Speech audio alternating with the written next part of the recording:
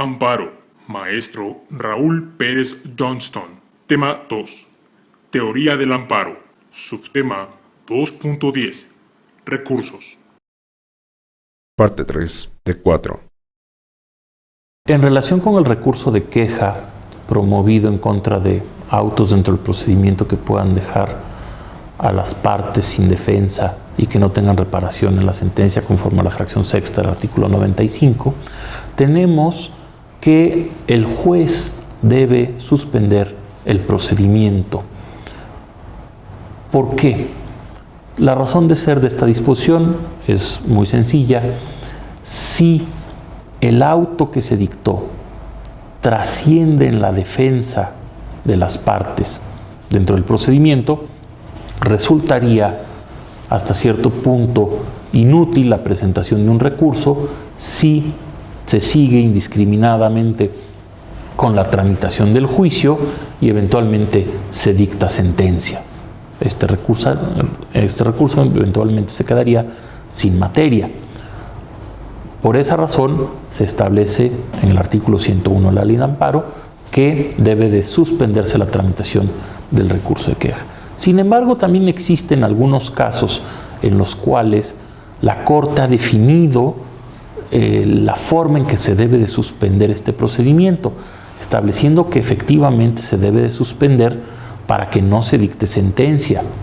pero que eso no implica una parálisis total del asunto y que existen ciertos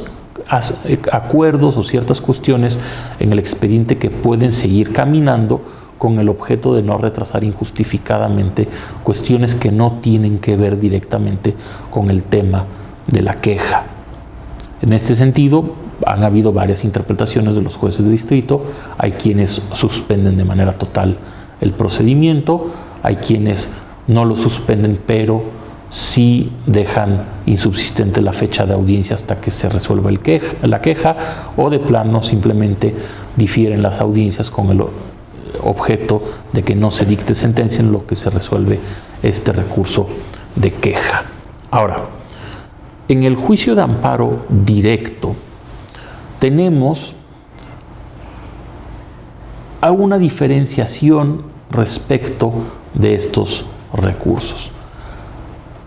En primer lugar, como se ha visto ya en otras ocasiones, el amparo directo se tramita uninstancialmente en principio ante un tribunal colegiado de circuito. Y este tribunal colegiado de circuito va a funcionar de manera distinta que lo que hace un juez de distrito, porque para empezar estamos en presencia de un órgano colegiado que para los asuntos de trámite, los asuntos administrativos, nombra un presidente dentro de los 3 magistrados que lo componen por un año. Y esta presidencia es la que se encarga de los acuerdos de trámite. Contra estos acuerdos de trámite se prevé la posibilidad del recurso de reclamación. Este recurso de reclamación se interpone ante el propio tribunal colegiado y deberá resolverse por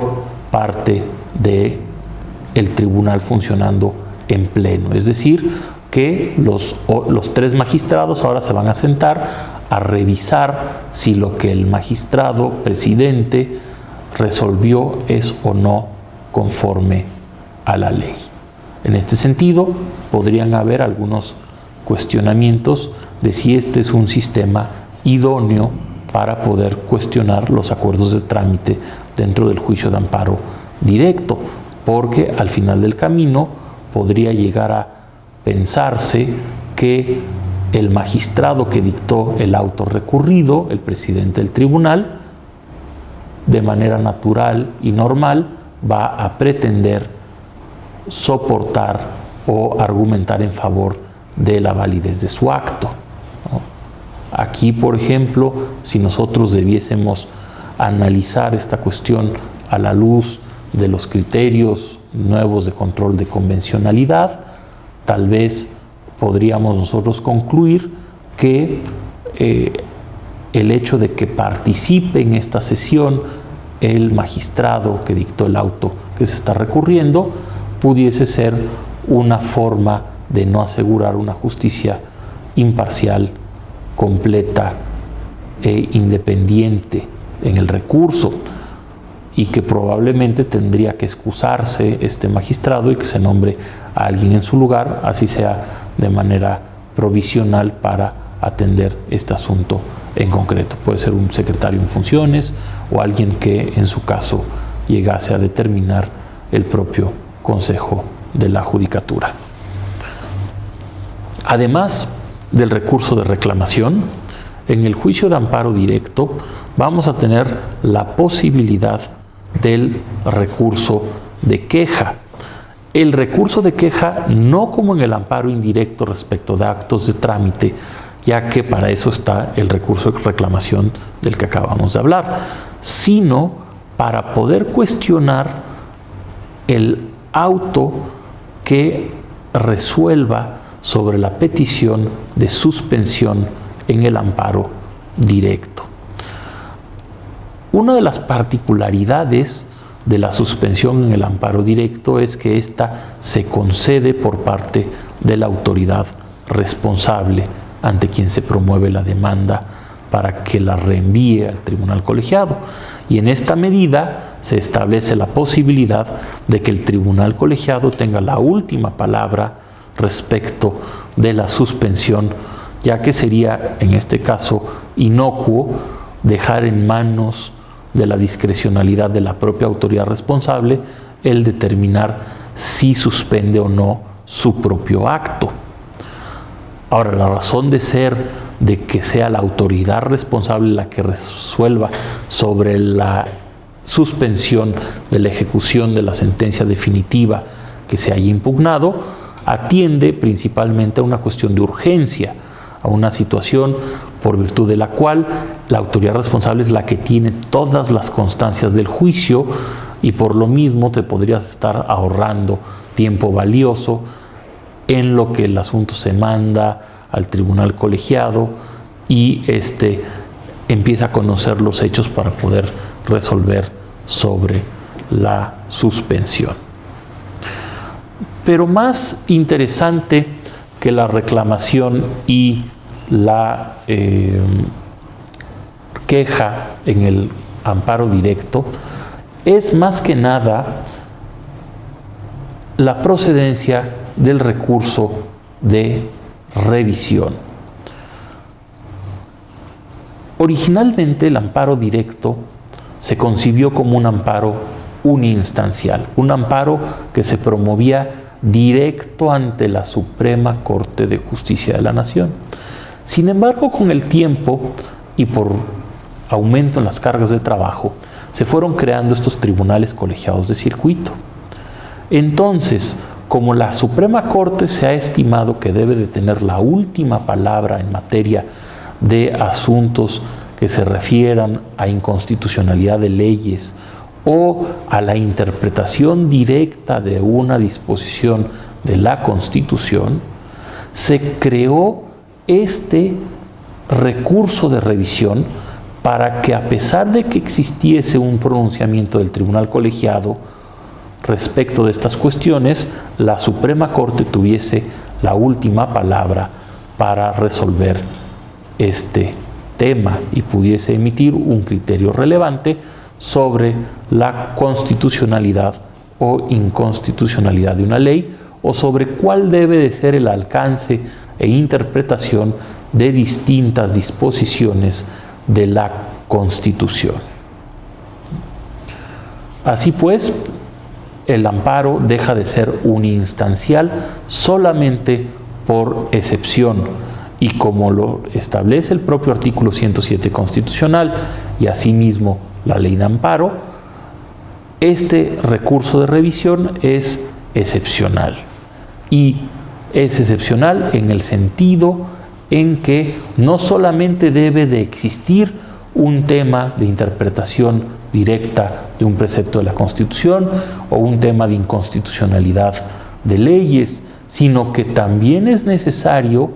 que estos planteamientos sean de importancia y trascendencia para que la Suprema Corte se pronuncie respecto de ellos. Ahora, la ley de amparo no establece una tramitación explícita o exhaustiva respecto de las particularidades que este recurso de revisión puede llegar a tener en relación con el amparo directo. No obstante ello, tenemos acuerdos dictados por la Suprema Corte de Justicia de la Nación que reglamentan la tramitación dentro de la propia Corte de este recurso. Entre otros me viene a la mente, por ejemplo, el Acuerdo 5/1999 del Pleno de la Suprema Corte, que establece la forma de tramitación de este recurso. Y en pocas palabras, el recurso de revisión, una vez que el tribunal colegiado lo remite a la Suprema Corte junto con el expediente, bueno, deberá seguir el trámite normal de los recursos de revisión, teniendo ciertas particularidades, ¿no? Como el hecho de que en cualquier momento, incluso una vez admitido, antes de listarse, el ministro instructor puede emitir un dictamen sobre la trascendencia e importancia del asunto para eventualmente desechar el recurso o incluso poder razonar su envío al Pleno de la Suprema Corte o simplemente su estudio en sala. En este sentido, una de las grandes preguntas que también se han realizado respecto de todos estos recursos, tanto en el amparo indirecto como en el amparo directo, es ¿qué se puede decir dentro de estos mecanismos de defensa? Tradicionalmente, los recursos son mecanismos de defensa de la legalidad, es decir, que uno podía plantear agravios, ya sea en la queja, en la revisión o incluso en la reclamación, encaminados a demostrar que el juez no aplicó correctamente la ley o alguna interpretación jurídica de la ley que le fuese obligatoria a través de la jurisprudencia que emitan sus órganos superiores. Sin embargo, ha existido el cuestionamiento sobre si en estos recursos se pueden o no plantear cuestiones de inconstitucionalidad. Una cosa es que el recurso pueda versar sobre temas de inconstitucionalidad respecto de una aplicación correcta o no del juez. Me explico. En el amparo indirecto en revisión, por ejemplo, podríamos tener que se planteó la inconstitucionalidad de una ley y el juez no resolvió correctamente esta cuestión. Esto sería una cuestión de legalidad. Lo mismo pasaría, por ejemplo, en el amparo directo en revisión, si se plantea que el tribunal colegiado no analizó correctamente el planteamiento de inconstitucionalidad de leyes. No obstante ello, el cuestionamiento es de si se puede plantear, por ejemplo, la inconstitucionalidad de las leyes que debe de aplicar el propio juez para resolver estos planteamientos. Entre otros, por ejemplo, la inconstitucionalidad de la ley de amparo que sirve para resolver